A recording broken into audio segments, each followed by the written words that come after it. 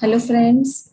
मैं यहाँ पे कंप्यूटर के कॉम्पिटिटिव एग्जाम्स के लिए बहुत ही इम्पोर्टेंट क्वेश्चंस लेके आई हूँ एंड आई होप कि आप इन्हें पढ़ेंगे तो आपके एग्जाम्स में बहुत काम आएंगे एंड बहुत इंपॉर्टेंट क्वेश्चंस हैं। मैंने बहुत बार नोटिस किया है कि ये बहुत सारे एग्जाम्स में पूछे भी गए हैं, बेसिक क्वेश्चंस हैं।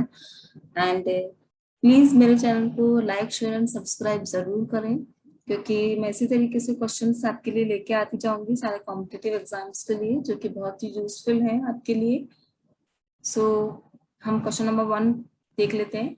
ROM is read only and can not be written to. ROM हम जानते हैं रीड ओनली मेमोरी होती है एंड इसे हम सिर्फ रीड कर सकते हैं, इस पर कुछ भी राइट नहीं कर सकते हैं। ये ब्लैक कलर की दिखती है।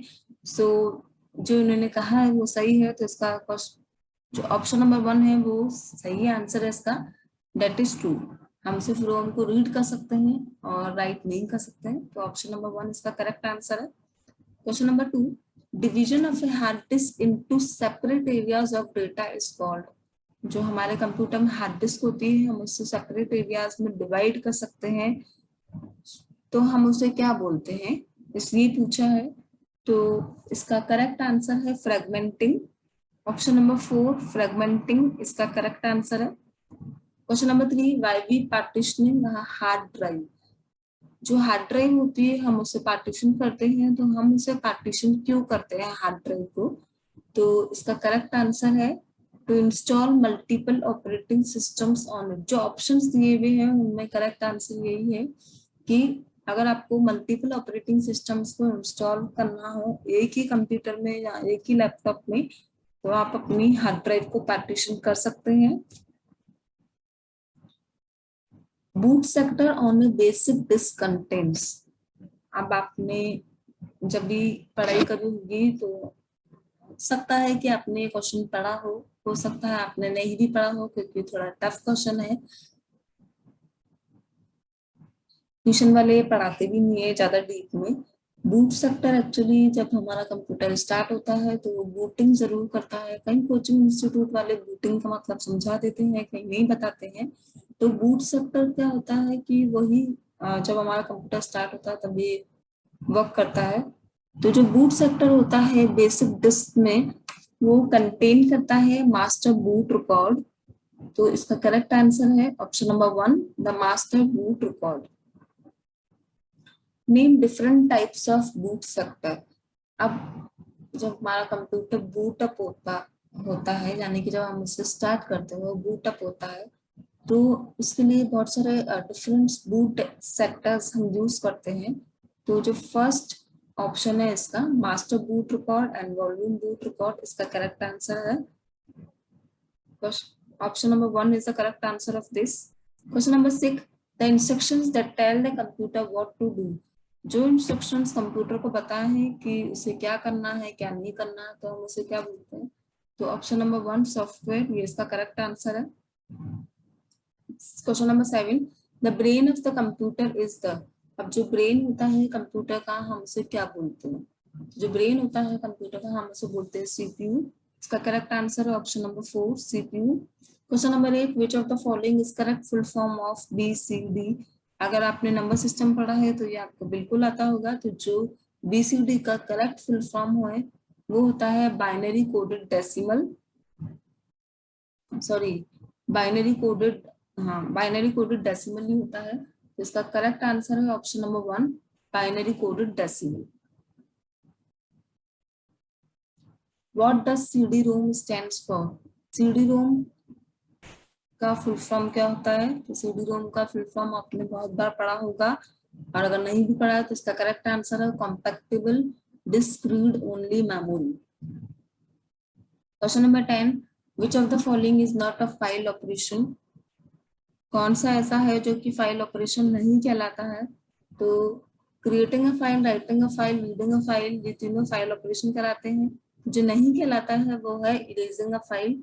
इसका करेक्ट आंसर है question number 4 erasing a file. Question number 11, why buffering is used.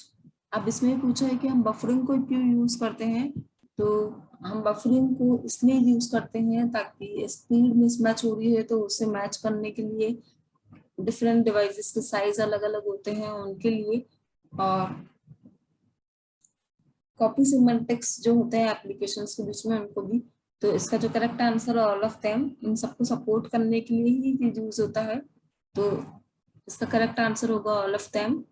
Question number 12, what is the full form of post? आपको अगर कोचिंग सेंटर में पढ़ाया होगा कि अगर ऑपरेटिंग सिस्टम को कैसे लोड किया जाता है, कैसे लोड होता है वो कंप्यूटर में, और जब स्टार्ट होते हैं तो कैसे बूट करता है, तो आपने ये भी जरूर पढ़ा होगा। तो इसका करेक्ट आंसर है power on switch test. Option number 1 is the correct answer of this. Question number 13, which of the following is not a domain name? Domain name systems आपने पढ़े ही होंगे। तो domain name system dot in होता है, dot com होता है, dot ORG होता है, लेकिन डॉट एफ आई एन ये डोमेन नेम नहीं कहलाता है। Question number 14, what is the full form of FTP and HTTP? ये बहुत कॉमन प्रोटोकॉल है और हम नेट आजकल सब जन यूज कर रहे हैं, तो ये प्रोटोकॉल्स काफी यूज होते हैं। तो इसका आंसर है file transfer protocol and hypertext transfer protocol. The correct answer is option number 4। For which purpose HTTP is used? हम किस पर्पस के लिए HTTP को यूज करते हैं? तो हम यूज करते हैं HTTP को वेब रिसोर्सेज के लिए यूज करते हैं, वेबसाइट्स बनाने के लिए यूज करते हैं। ये एक प्रोटोकॉल होता है जो कि वेबसाइट्स के लिए काम में आता है। तो इसका करेक्ट आंसर है give users a way to interact with web resources. अगर आपको वेब रिसोर्सेस से इंटरेक्ट करना है तो आप HTTP यानी कि हाइपरटेक्स्ट ट्रांसफर के प्रोटोकॉल, प्रोटोकॉल मीन्स होता है रूल्स, तो आप इनको फॉलो कर सकते हैं HTTP को।